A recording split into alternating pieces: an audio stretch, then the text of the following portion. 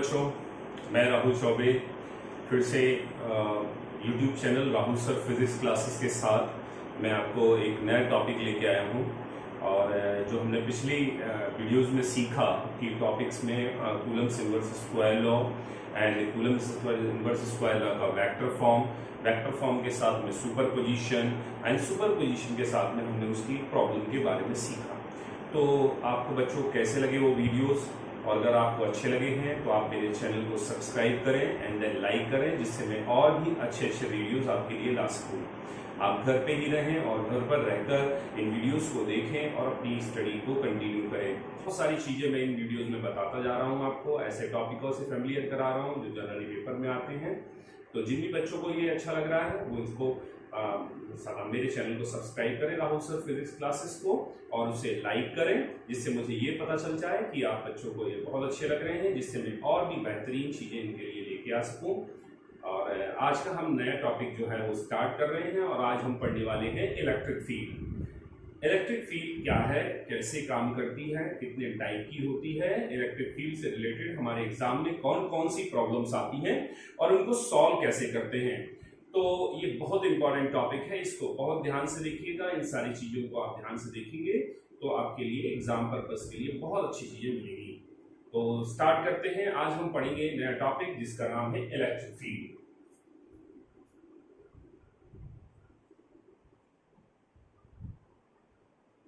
Electric field, मैं आपको ये टर्मिनोलॉजी हिंदी में भी बताता जा रहा हूं, जिससे बच्चों को सारी चीजें हिंदी में भी समझ में आ जाए। इलेक्ट्रिक फील्ड को हिंदी में विद्युत क्षेत्र बोलते हैं। विद्युत क्षेत्र बोलते हैं।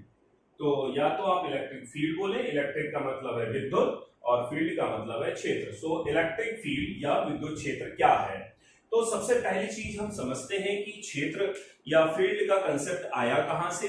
तो फील्ड दो टाइप के फोर्सेस हमारे चारों तरफ हैं, और वो दो टाइप से हम फोर्स अप्लाई कर सकते हैं, या फिर हम ये बोल सकते हैं कि दो टाइप से हम किसी भी ऑब्जेक्ट पर फोर्स अप्लाई कर सकते हैं। मैंने इस मार्कर को इस हाइट पर लिया, और अगर मैं इस हाइट से इस मार्कर को यहां लाना चाहता हूं तो I will bring the marker, ऐसे में ला सकता हूं। इट मींस यहां से मार्कर यहां पहुंचा। कैसे पहुंचा? मैंने इसको पकड़ा और ऐसे पहुंचा दिया। इसका मतलब है मैंने इस पर फोर्स लगाया, क्योंकि 11th क्लास में पढ़ा है कि किसी भी बॉडी को कहीं ले जाने के लिए, मोशन कराने के लिए फोर्स लगाना पड़ता है। तो मैंने इसको यहां से डिस्प्लेस किया और ऐसे ला दिया। इसका मतलब है मार्कर यहां से यहां तक आ गया तो फोर्स लगा। लेकिन अगर मैं चाहूं कि यहां से ये मार्कर मेरे पास यहां आ जाए, तो मैं इसको यहां से ऐसे पकड़ के ऐसे छोड़ दूंगा। ऐसे पकड़ के ऐसे छोड़ दिया, ऐसे पकड़ के ऐसे छोड़ दिया, और जब हम ऐसे छोड़ देते हैं तब भी ये मार्कर गिरा, मार्कर आ गया। तो इस पर तो मतलब है इस पर भी फोर्स लगा। तो हमने दोनों जगह पे देखा कि दो तरीके से फोर्स लग सकते हैं। एक तो टच करके फोर्स लगाया जा सकता है, स्पर्श करके लगाया जा सकता है, और एक विदाउट टच लगाया जा सकता है। विदाउट टच कैसे लगा? तो विदाउट टच फोर्स लगा ग्रेविटेशन फोर्स की वजह से, मतलब इस पर ग्रेविटेशन फोर्स लगा होगा, नीचे आ गया। इसका मतलब है ग्रेविटेशन फोर्स ने अपनी एक एरिया बना के रखा है, और इस एरिया में कोई भी ऑब्जेक्ट आएगा ये उसे अपनी तरफ अट्रैक्ट कर लेगा। तो ये क्या बन गई? एक फील्ड बन गई। और वो किसकी फील्ड बन गई? ग्रेविटेशन की फील्ड बन गई। इसका मतलब है फील्ड कंसेप्ट कहता है कि फील्ड वो एरिया है जहां जहां तक एक ऑब्जेक्ट की वजह से दूसरे ऑब्जेक्ट पर नॉन टचेबल फोर्स काम करता है। एक एग्जांपल लेते हैं, हम घर में रहते हैं तो घर में हमारे ऊपर भी फोर्स लगने लगता है। कई बार क्या होता है, घर में अगर फादर मदर हैं और अगर वो मुझ में टच भी नहीं कर रहे हैं, फिर भी हमें उनका फोर्स एक्सपीरियंस होता है, क्योंकि हम फादर की फील्ड में हैं। क्लियर ना? घर से बाहर जगह है तो फादर्स की फील्ड से बाहर है। स्कूल में है तो स्कूल में स्कूल टीचर, प्रिंसिपल की सारी जो फील्ड है उसमें हमें एक फोर्स एक्सपीरियंस होता है। वो हमें टच भी नहीं करते तब भी हमें उनके फोर्स का एक्सपीरियंस होता है। जैसे मैं आपसे बात कर रहा हूं, आप मेरी बात सुन रहे हो, इसका मतलब है कि आप मेरे फोर्स का एक्सपीरियंस कर रहे हो, because you are in my field. तो एक लिमिटेड एरिया है जहां जहां तक अनटचेबल फोर्स लगता है उसे हम फील्ड या क्षेत्र कहते हैं। टच किए बिना जब फोर्स लगता है जिस एरिया में उसको बोलते हैं फील्ड या क्षेत्र। अब 11th क्लास में जो हमने पढ़ा था वो पढ़ी थी ग्रेविटेशन फील्ड या गुरुत्वाकर्षण क्षेत्र। अब यहां हमें पढ़ना है इलेक्ट्रिक फील्ड। मैं पिछले वीडियोस में आपको बता चुका हूं कि दो चीजें हैं, एक तो है मास और एक है चार्ज। मास बोले तो हिंदी में बोलते हैं द्रव्यमान और इसको बोलते हैं आवेश। मास की वजह से जो फोर्स लगता है वो है ग्रेविटेशन और चार्ज की वजह से जो फोर्स लगता है वो है इलेक्ट्रिक। इसका मतलब है कि मास की वजह से जो फील्ड बनती होगी उसे बोलते हैं ग्रेविटेशन फील्ड और चार्ज की वजह से जो फील्ड बनती है उसे बोलते हैं इलेक्ट्रिक फील्ड। तो what is the definition of electric field? An area around a charge up to which another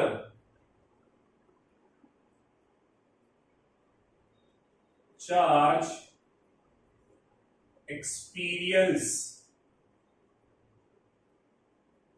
a force। मतलब किसी भी चार्ज के चारों तरफ वो एरिया जहां तक अनदर चार्ज फोर्स का एक्सपीरियंस कर सके। जैसे मान लीजिए मैंने एक प्लस क्यू चार्ज रखा और इसके अराउंड मैंने एक क्या बना दिया, एरिया। अब इस एरिया में कोई चार्ज आएगा, मान लीजिए कोई चार्ज टेस्ट क्यू यहां पर रखा हुआ है तो इस पर इस चार्ज की वजह से क्या लगने वाला है, फोर्स। लेकिन यदि यही टेस्ट चार्ज यहां पर रखा है तो इस पर क्या नहीं लगेगा, फोर्स नहीं लगेगा। क्यों? क्योंकि ये जो एरिया है ये इस प्लस क्यू चार्ज की क्या है, इलेक्ट्रिक फील्ड। और इलेक्ट्रिक फील्ड में होने की वजह से ये वाला चार्ज फोर्स का एक्सपीरियंस कर रहा है। लेकिन ये चार्ज फोर्स का एक्सपीरियंस क्यों नहीं कर रहा? बिकॉज इट इज आउटसाइड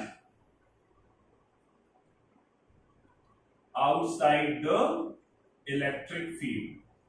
ये इलेक्ट्रिक फील्ड के बाहर है और इसलिए ये फोर्स का एक्सपीरियंस नहीं कर रहा। तो डेफिनेशन कहती है an area around a charge up to which another charge experiences a force is called या is said to be an electric field या is said to be electric field।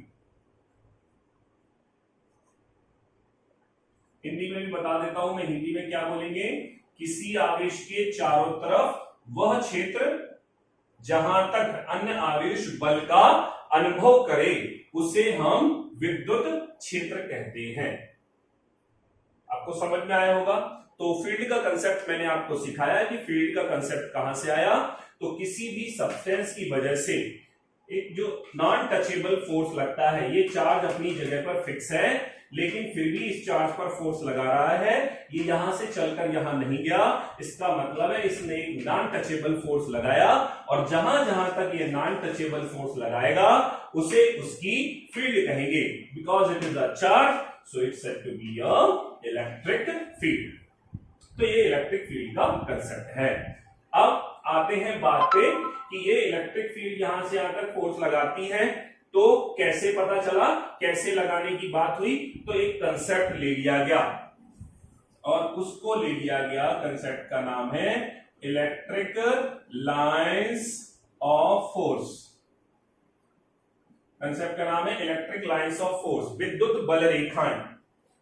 माना गया कि यहां से कुछ बल रेखाएं या फिर कोई इलेक्ट्रिक लाइंस चलती होंगी जो यहां तक पहुंचती होंगी और उस पर फोर्स लगाती होंगी।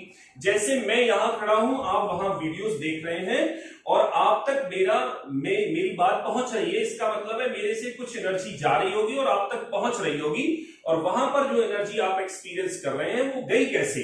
तो कुछ मैंने सपोज कर लिया कि यहां से कुछ इमेजिनरी लाइंस यहां से चलती हैं और वो यहां तक पहुंचती हैं, जिसकी वजह से फोर्स लगता है, और उन लाइंसों को हम इलेक्ट्रिक लाइंस ऑफ फोर्स कहते हैं।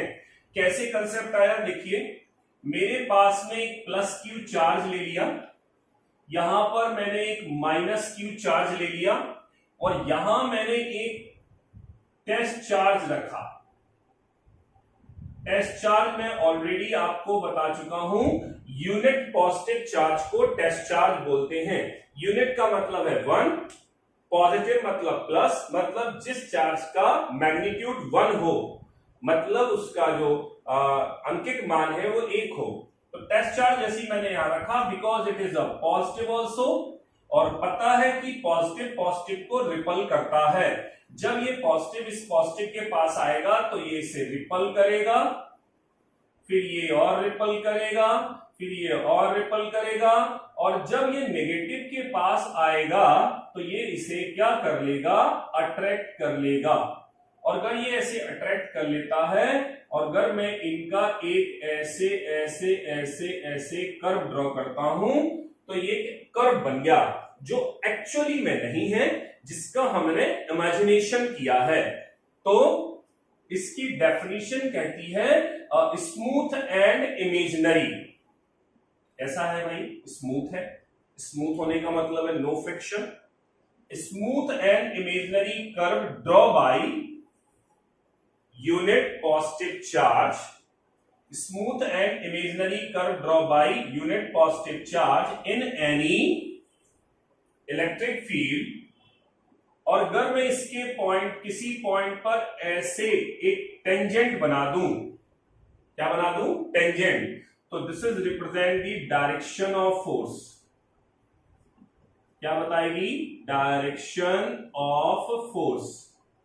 सो पूरी डेफिनेशन बन गई, the electric lines of force are smooth and imaginary. Imagine किया है, क्या है? Curve draw by unit positive charge in any electric field which represent the direction of force। Electric force lines हमें बताती हैं कि डायरेक्शन ऑफ फोर्स क्या है। This clear? तो अगर मैं इसका एक कंप्लीट डायग्राम बनाऊं तो कैसे बनाऊंगा कि अगर मैं यहां पे प्लस क्यू बना दूं, यहां पे माइनस क्यू बना दूं, ये एक चार्ज हो गया, ये एक चार्ज हो गया, तो यहां से फोर्स लाइंस ऐसे चलेगी, यहां से फोर्स लाइंस ऐसे चलेगी, और अगर मैं इनकी डायरेक्शन देखूं तो ये ऐसे होगी, प्लस से माइनस की तरफ चलेगी। अब यहां और भी फोर्स लाइंस होगी, सपोज दैट ऐसे फोर्स लाइंस है, ऐसे फोर्स लाइंस है, ऐसे फोर्स लाइंस है, ऐसे फोर्स लाइंस है, तो ये ऐसे एरो बनाएंगे, बाहर की तरफ जाएंगी, और यहां पर फोर्स लाइंस आएगी तो ये ऐसे आएगी, ये ऐसे आएगी, इनका एरो अंदर की तरफ बनेगा। It is clear? ये और भी है, न्यूट्रल लाइन हो गई। तो हमारे पास में प्लस से जो फोर्स लाइन चलना स्टार्ट करती हैं और माइनस पर पहुंचती हैं। सो पहली प्रॉपर्टी अगर हम स्टार्ट करें कि what is the property of electric lines of force, तो it is start from positive charge and terminated at negative charge. कहां से चलना स्टार्ट करती हैं? पॉजिटिव से, और कहां पहुंचती हैं? नेगेटिव पर। अब दूसरी प्रॉपर्टी कहती है कि ये ऐसे फोर्स लाइन है और इसके किसी पॉइंट पर ऐसे टेंजेंट ड्रॉ की जाए तो it is represent the direction of force. क्या रिप्रेजेंट करेगी? Direction of force. तीसरी प्रॉपर्टी कहती है कि ये फोर्स लाइन एक गई, एक ये गई, यहां से ये दो फोर्स लाइंस कभी भी ऐसा नहीं कर सकती। What is the meaning? The two electric lines of force never intersect each other. अब इसका मैं थोड़ा कंसेप्ट बता देता हूं आपको। एक फोर्स लाइन ऐसी है, एक फोर्स लाइन ऐसी है, अगर ये मान लो इंटरसेक्ट कर गई तो यहां से एक टेंजेंट ऐसे ड्रॉ होगी, एक टेंजेंट ऐसे भी ड्रॉ हो सकती है, मतलब एक डायरेक्शन तो ये है और एक डायरेक्शन ये है, तो कितनी डायरेक्शन हो गई? दो, टू डायरेक्शंस हो गई। टू डायरेक्शन किसकी हो गई? फोर्स की। अब फोर्स कैसी क्वांटिटी है? तो force is a vector quantity, और अगर फोर्स वेक्टर क्वांटिटी है तो 11th में हमने पढ़ा था कि वेक्टर क्वांटिटी की केवल एक डायरेक्शन हो सकती है, तो ऐसा पॉसिबल नहीं हो सकता। तो कभी आपको पेपर में क्वेश्चन पूछा जाए कि why the two electric lines of force never intersect each other, explain. The answer is when the two electric lines of force intersect each other, then we get an intersection point and we can draw the two tangent, and two tangent represent the two direction of force, and it is not possible because force is a vector quantity. That's why the two electric lines of force never intersect each other. This is the third property. अब third property के बाद में fourth property और देख लेते हैं। हमने देखा फोर्थ प्रॉपर्टी पे आते हैं। फोर्थ प्रॉपर्टी कहता है कि ये चलती कहां से है? प्लस से। कहां जाती है? माइनस, मतलब ऐसे चलती है। सपोज दैट ये माइनस से प्लस भी चलती तो ये ऐसा हो जाता। It is clear? ये जो कर्व बना है इसे बोलते हैं ओपन कर्व, और मान लो ये प्लस से माइनस भी चलती और माइनस से प्लस भी चलती तो ये क्या हो जाता? Close curve. लेकिन ये ऐसा नहीं करती, ऐसा करती हैं। इसका मतलब है, बहुत बढ़िया क्वेश्चन पेपर में कई बार पूछा गया है कि इलेक्ट्रिक लाइंस ऑफ फोर्स कैसे कर्व होते हैं। आंसर इस, ध्यान रखिए, ओपन कर्व, क्योंकि ये केवल पॉजिटिव से नेगेटिव की तरफ चलते हैं। तो कोई क्या क्लोज कर्व भी होता है? तो आंसर है यस। जब मैग्नेटिक फील्ड में आप पढ़ेंगे तो मैग्नेटिक फील्ड में कंसेप्ट आता है, मैग्नेटिक फील्ड में north pole and south pole होता है, और मैग्नेट में जो नॉर्थ पोल और साउथ पोल जब होता है तो जो इलेक्ट्रिक फोर्स लाइंस है वो बाहर तो नॉर्थ से साउथ जाती हैं और अंदर साउथ से नॉर्थ आती हैं, इसलिए ये कैसा कर्व बनाती हैं? Close curve. तो कौन होते हैं ओपन कर्व?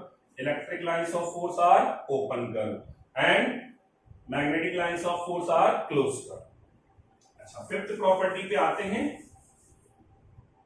फिफ्थ प्रॉपर्टी, मेरे पास एक चार्ज है, सपोज दैट प्लस क्यू, यहां से ऐसे फोर्स लाइंस गई,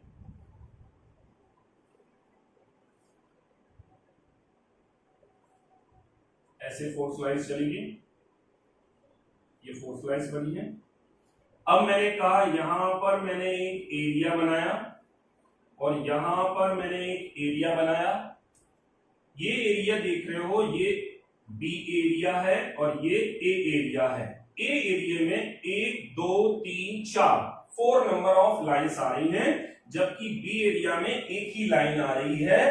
तो ये क्या रिप्रेजेंट करती है? Answer is, with the help of force lines we can decided that the electric field stronger और वीकर। फिर से सुनिए मैंने क्या बोला। इलेक्ट्रिक लाइंस ऑफ फोर्स के आधार पर हम ये बता सकते हैं कि फील्ड स्ट्रॉन्गर है या वीकर है।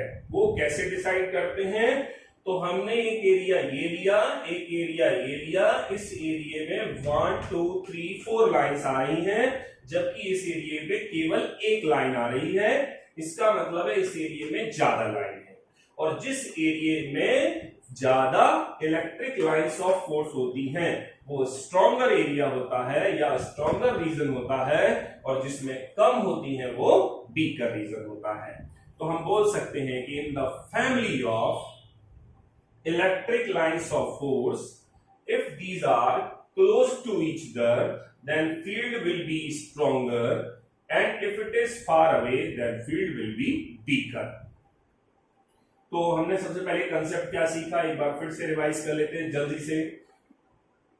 इलेक्ट्रिक फील्ड क्या होता है? तो मैंने बताया फोर्स दो टाइप से लगाए जा सकते हैं, एक टचेबल, एक नॉन टचेबल।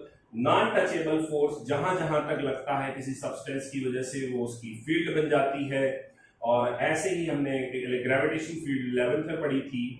वो की मास की वजह से थी, लेकिन अगर वो चार्ज की वजह से है तो उसे इलेक्ट्रिक फील्ड बोलेंगे। तो मैंने डेफिनेशन बना दी, an area around a charge up to which another charge experiences the force is said to be a electric field. अब इलेक्ट्रिक फील्ड का कंसेप्ट कैसे हमने सपोज किया, तो हमने नई चीज सपोज की, electric lines of force. Electric lines of force क्या होते हैं, तो किसी भी इलेक्ट्रिक फील्ड में जो स्मूथ और इमेजिनरी कर्व होते हैं, स्मूथ एंड इमेजिनरी कर्व होते हैं, जो जिसपे कौन चलता है, टेस्ट चार्ज चलता है, और वो क्या रिप्रेजेंट करते हैं, डायरेक्शन ऑफ फोर्स को, तो वो क्या कहलाती हैं, इलेक्ट्रिक लाइंस ऑफ फोर्स। ये डायग्राम बनाया। अब इसकी कुछ प्रॉपर्टीज होती हैं। पहली प्रॉपर्टी मैंने बताई कि ये हमेशा पॉजिटिव से चलती हैं नेगेटिव की तरफ। अगर इनके किसी भी पॉइंट पर कोई टेंजेंट ड्रॉ कर दी जाए तो वो उनकी डायरेक्शन ऑफ फोर्स को रिप्रेजेंट करती है। Two number of force lines कभी भी एक दूसरे को इंटरसेक्ट नहीं करती। इसका रीजन भी बताया कि अगर इंटरसेक्ट करेगी तो दो टेंजेंट बना सकते हैं, दो टेंजेंट दो डायरेक्शन को रिप्रेजेंट करेगी, जो कि एक वेक्टर क्वांटिटी के लिए पॉसिबल नहीं है, बिकॉज वेक्टर क्वांटिटी की केवल एक ही डायरेक्शन होती है। फिर हमने फोर्थ वाला बताया कि ये पॉजिटिव से नेगेटिव ही चलती हैं, कभी भी नेगेटिव से पॉजिटिव नहीं चलती, इसलिए जो कर्व फॉर्म करती है वो हमेशा ओपन टाइप का होता है। इसका मतलब है electric lines of force are open curve. Next one is fifth position मैंने बताई कि अगर family of electric lines of force है, बहुत सारी इलेक्ट्रिक लाइंस ऑफ फोर्स हैं, तो जहां जहां ये electric lines of force close होंगी, पास पास होंगी, वहां पर फील्ड तो स्ट्रांग होगी, और जहां दूर दूर होंगी वहां फील्ड वीक होगी। तो this is the concept of electric field. तो बच्चों अभी हम लोगों ने सीखा इलेक्ट्रिक फील्ड, और इलेक्ट्रिक फील्ड में हमने आपको बताया कि इलेक्ट्रिक फील्ड एक एरिया होता है around a charge up to which another charge experience a force. अब हम सीखने वाले हैं कि क्या इलेक्ट्रिक फील्ड के कुछ टाइप होते हैं, तो उसको देखते हैं। तो अगला टॉपिक है types of electric field. Types of electric field, अगर हम बात करें कि टाइप्स ऑफ इलेक्ट्रिक फील्ड, तो there are two types of electric field. First one is uniform electric field, और second one is non uniform electric field. इसका मतलब है दो टाइप की इलेक्ट्रिक फील्ड होती है।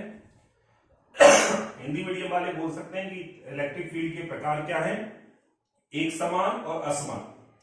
अब एक समान इलेक्ट्रिक फील्ड क्या होती है, तो आंसर है जिसमें electric lines of force, electric lines of force अगर हम बनाएं, ये इसकी डायरेक्शन बना दी,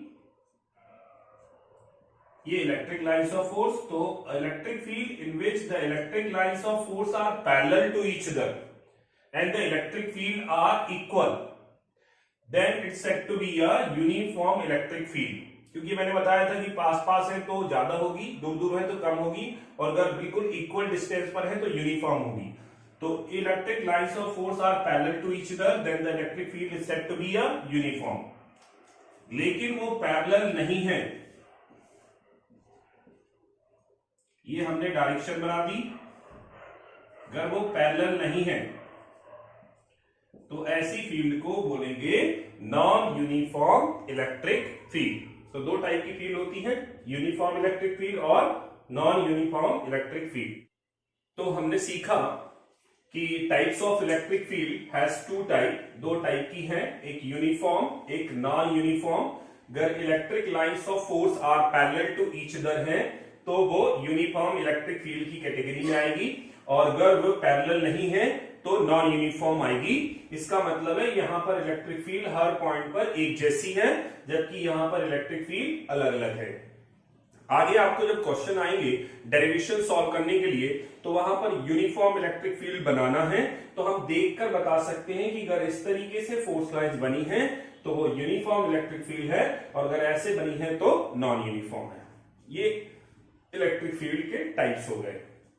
अब दूसरी चीज देखते हैं, second topic, intensity of electric field.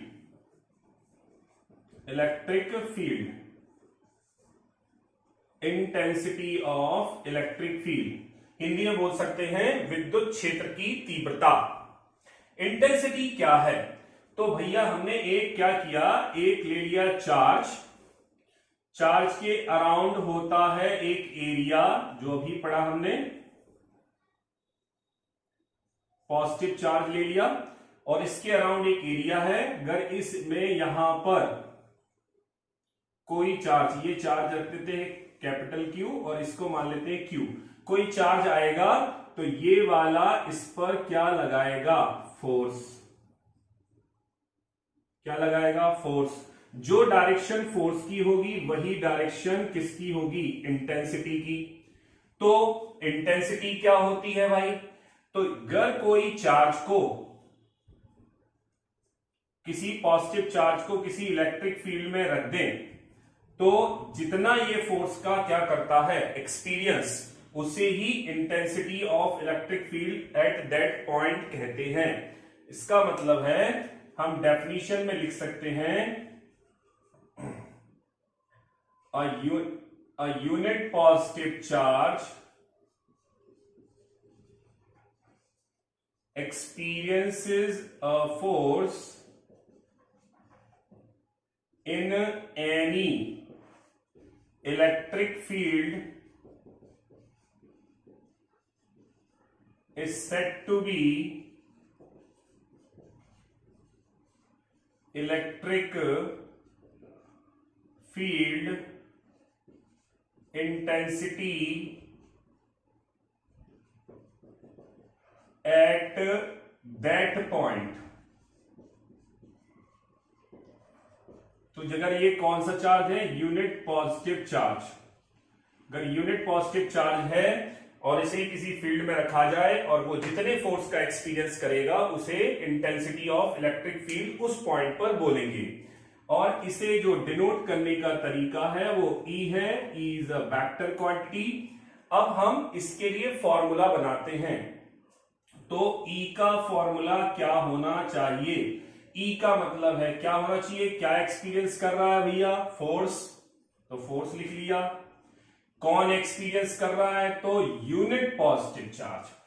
हमने 11th क्लास में सीखा था कि किसी भी क्वांटिटी को अगर यूनिट बनाना है तो उसको डिवाइड कर दो, मतलब डिनोमिनेटर में रख दें। अगर डिनोमिनेटर में हम Q को रख दें, Q एक्सपीरियंस कर रहा है, क्या एक्सपीरियंस कर रहा है, फोर्स, तो वो क्या कहलाती है, इंटेंसिटी। इसका मतलब है अब हम इसे पढ़ेंगे, unit charge experiences a force in any electric field is said to be a electric field intensity at that point। So this is the formula of intensity।